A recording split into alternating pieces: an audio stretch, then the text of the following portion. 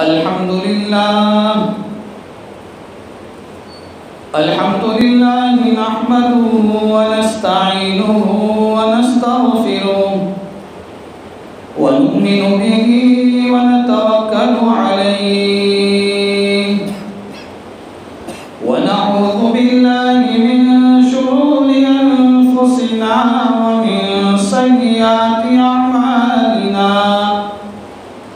من يهده الله فلا مضل له ومن يضلله فلا هادي له ونشهد أن لا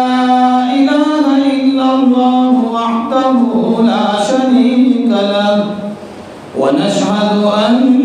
سيدنا وسندنا ونبينا وحبيبنا ومولانا محمدا عبده ورسوله أما بعد فأعوذ بالله من الشيطان الرجيم بسم الله الرحمن الرحيم قل هو الله أحد الله الصمد لم يلد ولم يولد ولم يكن له كفوا أحد صدق الله العظيم اللهم صل على سيدنا محمد وعلى آل سيدنا محمد وبارك وسلم معزز علماء کرام بزرگان محترم حق تعالیٰ جل شانہ نے اس روئے زمین پر سب سے بڑی نعمت ایمان اور کلمے کی نعمت عطا فرمائی ہے۔ اگر یہ ایمان اور کلمے کی نعمت اگر میرے اور آپ کے پاس نہ ہوتی تو ہم بھی دوسری قوموں کی طرح دوسرے انسانوں کی طرح کسی اور جگہ پر جا کر اپنی پیشانی کو رگڑتے، لیکن حق تعالیٰ جل شانہ نے کرم فرمایا، فضل فرمایا، احسان عظیم فرمایا کہ ہمیں یہ قیمتی سرمایہ اور قیمتی ہیرا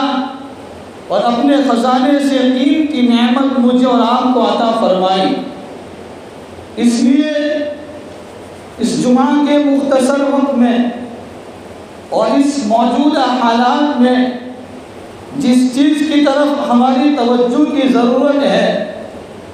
بس ہم اسی توجہ کی بات کے اوپر بات کریں گے۔ اس موجودہ اور فتنوں کے دور میں جہاں مالدار، غریب، گاؤں کا رہنے والا، شہر کا رہنے والا، دیش ودیش میں رہنے والے تمام انسانیت پریشان ہے، کوئی بھی آدمی اس دنیا میں اس وقت چین اور سکون سے نہیں۔ مالدار اپنی مالداری میں پریشان، غریب اپنی غربت میں پریشان، ہر آدمی کسی نہ کسی لائن کے اعتبار سے پریشان ہے۔ لیکن اور پھر یہ تمام جو پریشان ہیں وہ تمام یہ چاہتے ہیں کہ میں اور آپ اس پریشانی کے عالم سے کیسے نکلیں، کیسے نجات پائیں۔ تو ہر آدمی نے اپنی پریشانیوں سے نکلنے کے لیے جو راستہ اختیار کیا ہے، ہر آدمی اپنی عقل سے، اپنی سمجھ بوجھ سے اس راستے کو اختیار کیے ہوئے ہیں کہ میں کس طریقے سے اس پریشانی سے، ان حالات اور ان مصیبتوں سے کیسے نجات پاؤں۔ ایک شوہر ہے جو اپنی بیوی کے ساتھ اپنی ازدواجی زندگی گزار رہا ہے۔ اب یہ دونوں میاں بیوی کے درمیان کے جھگڑوں کو دور کرنے کے لیے شوہر چاہتا ہے کہ میں اپنی بیوی کے ساتھ، اپنی رفیقہ حیات کے ساتھ کس طریقے سے خوشگوار اور بہترین زندگی گزاروں، تو یہ اپنی عقل سے اس راستے کو اختیار کرتا ہے۔ ایک مالدار ہے، اس کے پاس ساری جائیداد، ساری نعمتیں ہیں، لیکن وہ بھی اپنی لائن میں پریشان ہے، وہ بھی چاہتا ہے کہ میں اس سے راستہ کیسے پاؤں اور کیسے مجھے نجات کا، کامیابی کا راستہ کیسے ملے۔ یاد رکھو، میری اور آپ کی اور انسانیت، تمام انسانیت کی پریشانی کا حل یہ مسلم میں ہے، قرآن میں ہے، اور یہ نبی کے طریقوں کے مطابق زندگی گزارنے میں ہے۔ ہماری پریشانیوں کے حل مسائل میں نہیں بلکہ مسلح میں ہے۔ ہمیں مسلح پہ آنا پڑے گا، ہمیں اللہ کے سامنے آہوزاری کرنا پڑے گا۔ جیسے ایک آدمی جس کے کپڑے پھٹے پرانے،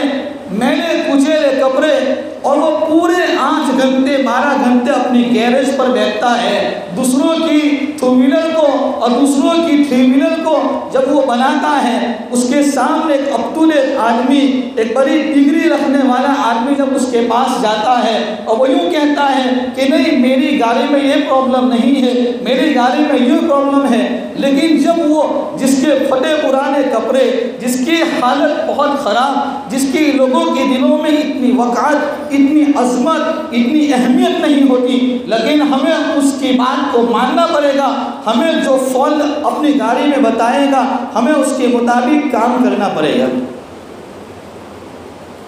وہاں اگر کوئی آدمی بڑی ڈگری والا ہے، کوئی لائر ہے، کوئی ڈاکٹر، کوئی انجینئر ہے، وہاں جا کر اس گیریج والے سے کہے نہیں، میرے پاس اتنی ساری ڈگریاں ہیں، میری گاڑی میں یہ پرابلم ہے، یہ فالٹ ہے، لیکن وہ پھٹے پرانے کپڑے میں اور میلے کچیلے کپڑے میں گیریج پر بیٹھنے والا اگر وہ مجھے اور آپ کو اس بات کی طرف رہنمائی کرتا ہے اور ہمیں کہتا ہے کہ نہیں، تمہاری گاڑی میں یہ پرابلم ہے، تو ہمیں ساری ڈگریاں وہاں کام نہیں آتی، ہمیں اس کی بات کو ماننا پڑے گا۔ ایک آدمی ڈاکٹر کے پاس گیا دوائی لینے کے لیے،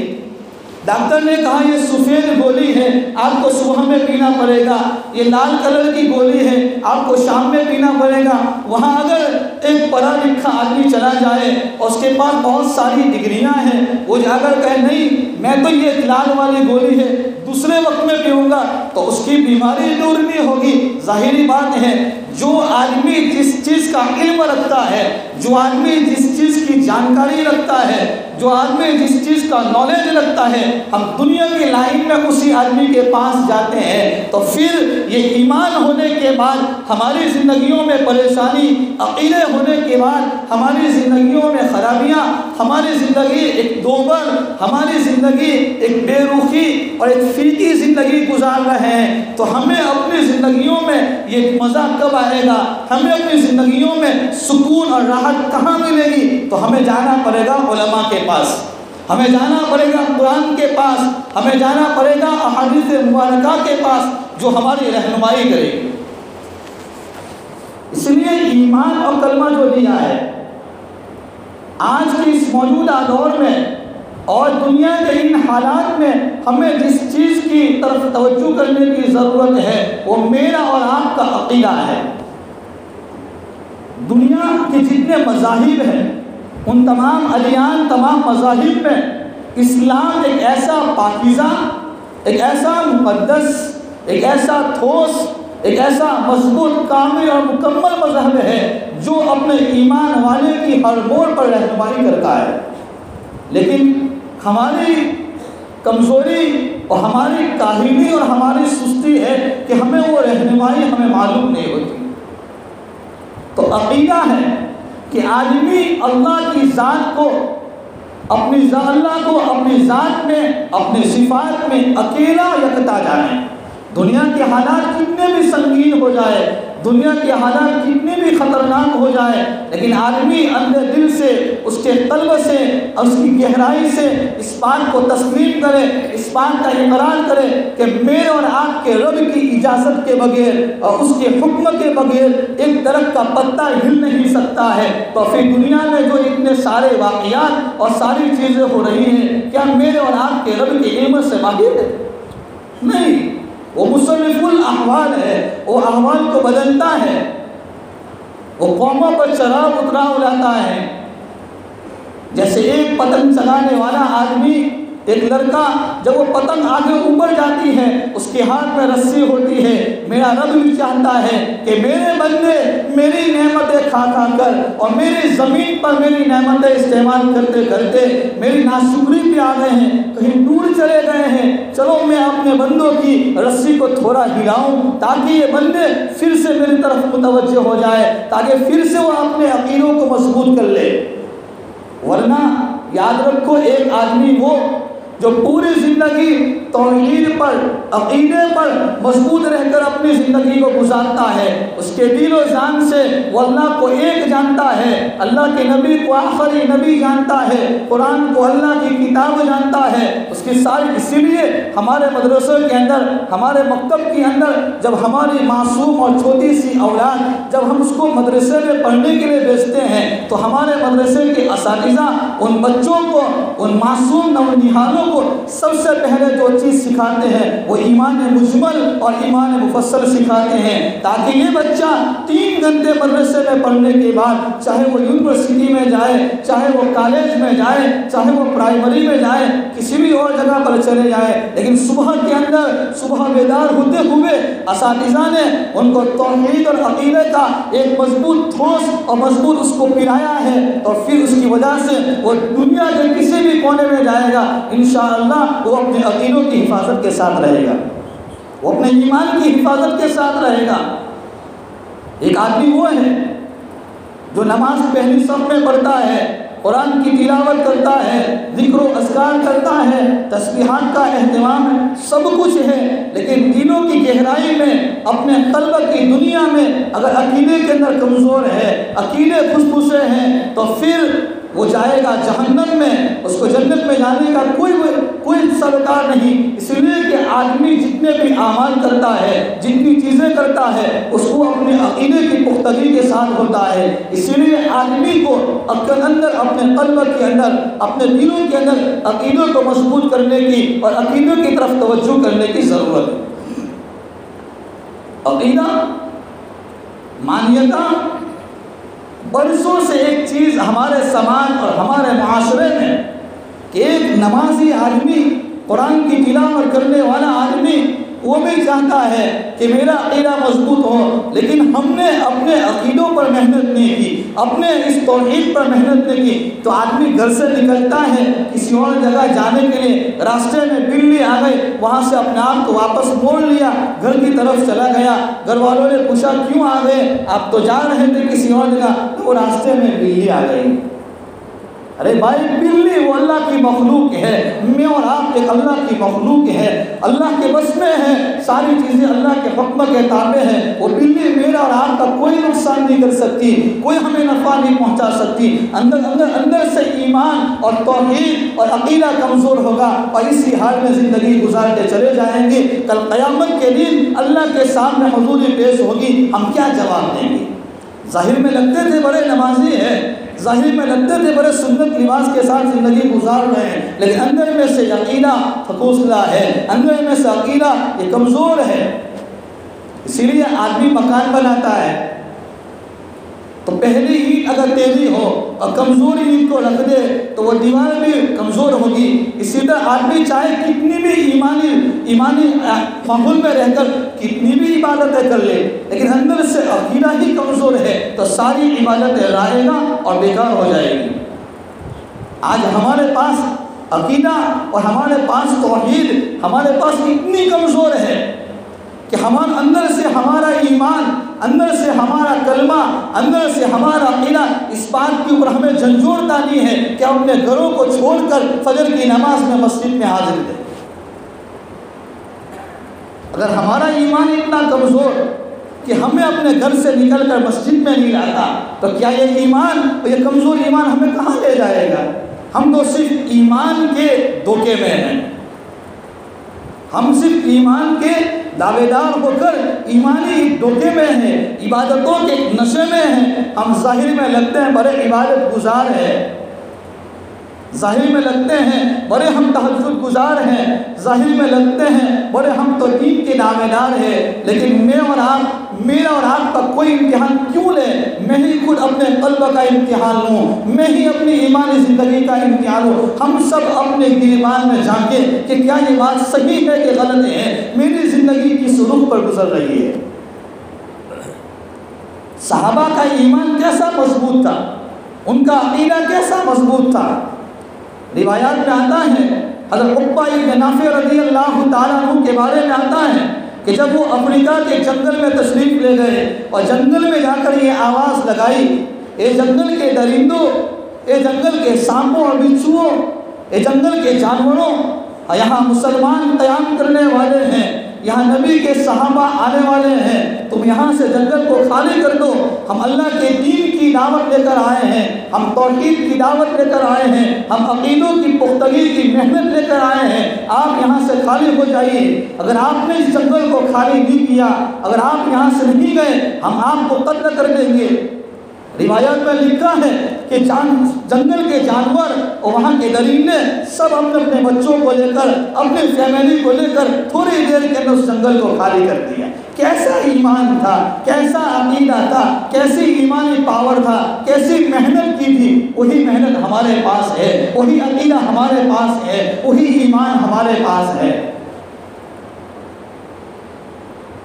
جب وہ کالی چولس آتی ہے، اپنے بچوں کو کہتے ہیں گھروں کے اندر، اور خصوصاً یاد رکھو، مرد اگر بنا تو ایک فرد بنا، اگر عورت کی زندگی بن گئی تو پورے خاندان کی زندگی بن گئی، پوری نسل کی زندگی بن گئی۔ اس لیے مرد مسجد میں آتا ہے، نمازیں پڑھتا ہے، مسجد میں آتا دین کی باتوں کو سنتا ہے، راستے میں چلتے پھرتے کسی اپنے دوست، کسی عالم سے دین کی باتوں کو معلوم کر لیا تو کچھ حد تک، کچھ درجے تک اس کے عقیدے صحیح ہوتے ہیں۔ لیکن ہمارے گھروں کی مستورات، ہماری ماں بہنیں، ہماری بیٹیاں اور ہمارے گھروں میں رہنے والی مستورات کے عقیدے اتنے کمزور ہیں، اور ایسے خیالات اور ایسے وحیات میں جس کی اسلام میں کوئی حیثیت نہیں ہے، اسی حال میں زندگی گزارتی ہے، اور کہتے ہیں اگر ہمارے گھر پر اگر پرندہ آیا ہے یا کوا آیا ہے، کہتے ہیں مہمان آئیں گے، اگر آپ نے گھر کے اندر کسی آدمی کے 2 چپل الٹے پڑے ہیں، ہمارا عقیدہ ہے اگر میں جھگڑا ہوگا، اس چپل میں کیا طاقت ہے کہ وہ ہمارے گھروں میں جھگڑے کرائے؟ یہ تو ہمارے کمزور عقیدے کا نتیجہ ہے۔ یہ تو صرف مثال ہے۔ اس ماحول، اس سماج اور معاشرے کے اعتبار سے ہر آدمی کو اپنے گھروں کی مستورات، اپنی بیویوں، اپنے بچوں کو، اپنی بیٹیوں کے عقیدے پر محنت کرنے کی ضرورت ہے۔ نبی کریم صلی اللہ تعالیٰ علیہ وسلم نے حدیث پاک میں فرمایا ہے، کلکم راع وکلکم مسئول عن رعیتہ، تم میں سے ہر آدمی ذمہ دار ہے، ہر ذمہ دار کو کل قیامت کے دن اس کی ذمہ داری کے بارے میں پوچھا جائے گا۔ میں اور آپ اپنے گھروں میں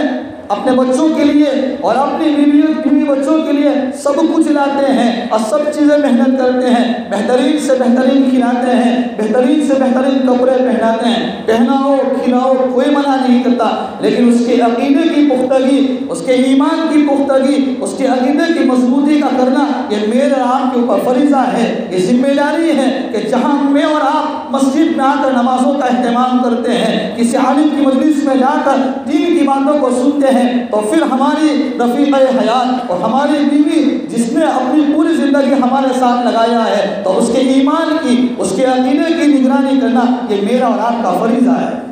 یہ کوئی معمولی بات نہیں۔ توحید اور ایمان جیسے 24 گھنٹے ہر حال میں فرض ہے، فرض نماز یہ 24 گھنٹے میں 5 وقت فرض، رمضان کے روزے سال میں 1 مرتبہ فرض، مالدار ہے اور نصاب تک مال ہے تو زکوٰۃ فرض ہے، اگر صاحب استطاعت ہے تو زندگی میں 1 مرتبہ حج فرض ہے۔ اگر کوئی 1 مرتبہ کے بعد کتنی بھی حج کرے گا وہ ساری حج نفلیں ہو جائے گی، لیکن زندگی میں 1 بار حج کا کرنا یہ فرض ہے، وہ بھی صاحب استطاعت مالدار ہو، اس کے مسائل ہیں۔ لیکن ایمان، عقیدوں کا صحیح ہونا، ایمان کا مضبوط ہونا یہ ہر حال میں، چاہے میں اور آپ مسجد میں ہو، چاہے میں اور آپ اپنے کھیت میں ہو، چاہے میں اور آپ اپنی دکان پہ ہو، چاہے اپنے بیوی بچوں کے ساتھ بیٹھے ہو، کہیں پر بھی ہو، لیکن ہمارے عقیدے کا مضبوط ہونا، ہمارے ایمان کا اندر سے مضبوط ہونا، تو ایمان یہ ہر حال میں فرض ہے۔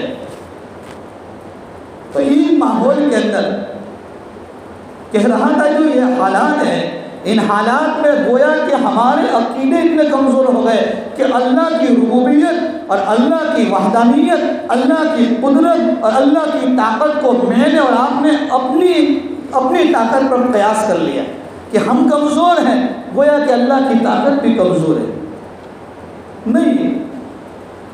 اگر ہمارے دل و دماغ میں اس طریقے کے خیالات آتے ہیں کہ اتنے حالات کتنے سنگین ہیں، تو کیا صحابہ کے زمانے میں، نبی کے زمانے میں اللہ تعالیٰ نے جس طریقے سے مدد فرمائی تھی، تو کیا نعوذ باللہ اللہ تعالیٰ کی طاقت اتنی کمزور ہو گئی کہ اتنے سارے سنگین حالات میں بھی کچھ نہیں ہوتا؟